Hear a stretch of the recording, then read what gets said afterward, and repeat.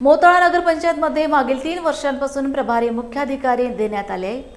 त्यामुळे नगरपंचायतमध्ये भ्रष्टाचार खोकावला आहे असा आरोप करत येथे कायमस्वरूपी मुख्याधिकारी देण्यात यावा या मागणीसाठी 19 मे रोजी भाजप शहराध्यक्ष विजय सुरळकर यांनी नगरपंचायतजवळ आमरण उपोषणाला सुरुवात केली आहे। आम्ही बुलढाणा जिल्ह्यातील मोताळा नगर परिषदमध्ये या ठिकाणी गेले 3 दिवस झाले आमरण उपोषण सुरू आहे।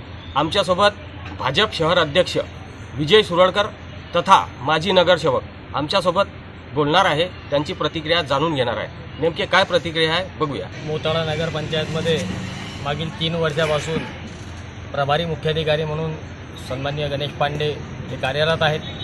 त्यांच्या कार्यकाळामध्ये जो भ्रष्टाचार इथे वाढलेला आहे त्या भ्रष्टाचाराची सखोल चौकशी व्हावी व पांडे यांची तत्काळ इथून बदली करण्यात यावी याकरिता आम्ही इथे उपोषण सुरू केलेलं आहे।